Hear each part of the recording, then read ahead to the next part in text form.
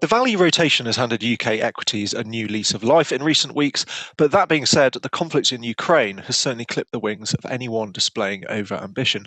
Perfect timing then to discuss UK equity funds with the manager of Joe Hambro's UK equity offering. Clive Beagles joins me now. Clive, thanks so much. Let's just begin with oil, as BP is your fund's top holding. What's it like to be a fund manager holding oil at the moment? Have you made any changes? What are you observing?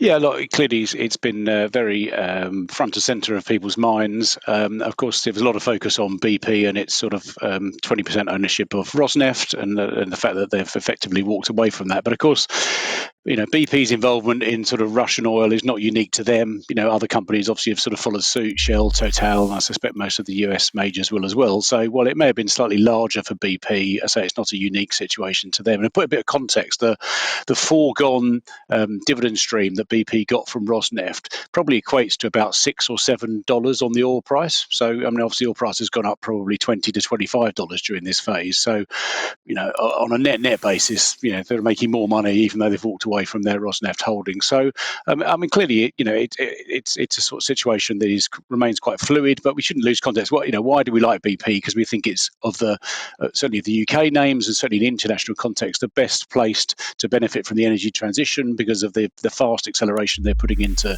solar, wind, EV mobility and the likes. And none of that really changes. It'll be none of us know quite how long oil prices will remain as elevated as this, but you've got to assume that effectively, long-term supply has declined here because Russia will find it difficult to get back to the market in the way they were before, which all other things being equal means the price is going to stay higher for longer.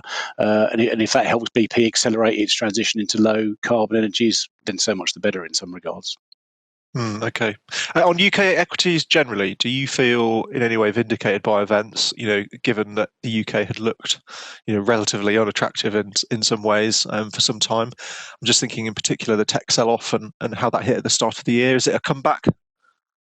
It feels a bit early to feel we're vindicated. Yeah, we're only, but I think it's the start of a process. A bit of context. We've had UK has been underperforming really ever since the Brexit referendum. So that's summer of 2016.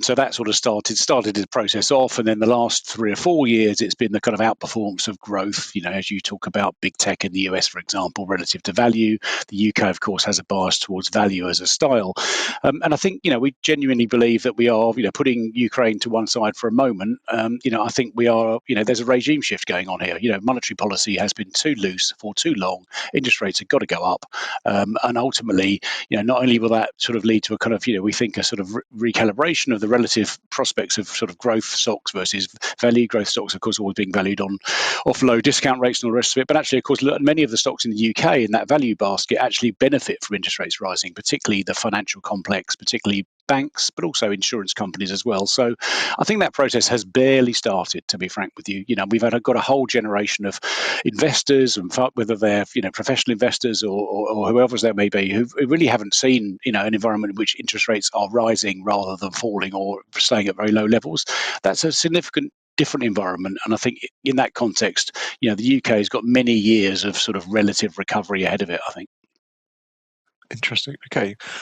The situation of the past 2 weeks has led to kind of renewed focus on risk. So I want to ask you, what risks are you keeping an eye on in the portfolio, and perhaps what lessons can everyday investors at home take away from them?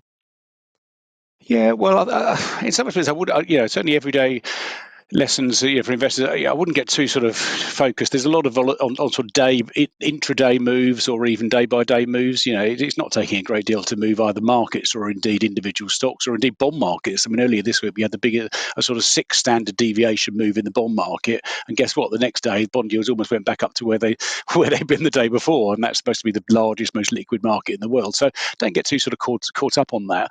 To me, actually, the biggest risk, and it's sort of related to the sort of fallout from Ukraine in a way. Back to my previous point, central bankers have been behind the curve for the last 12 months. Clearly policy was very loose. We didn't quite know how the pandemic would play out. Economic growth has recovered much faster than any commentator expected, and they really should have been putting interest rates up last year. So the biggest risk to me is that they remain behind the curve and maybe use the current conflict as a sort of yet another excuse to kick the can down the road, not put rates up when they should be. Real rates should be 200 basis points higher than they are. I'm not saying they should do that immediately. But that's the sort of context that we're talking about.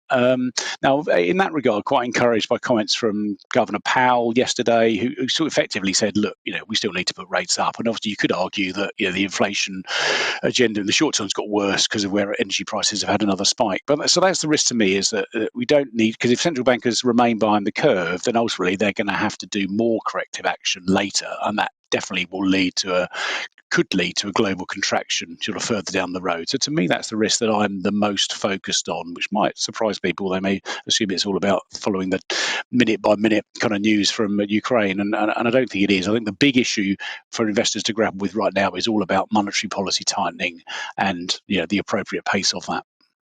Okay. For more on investing styles and conviction investing, check out morningstar.co.uk. Until next time, thanks to Clive. I've been Ollie Smith for Morningstar.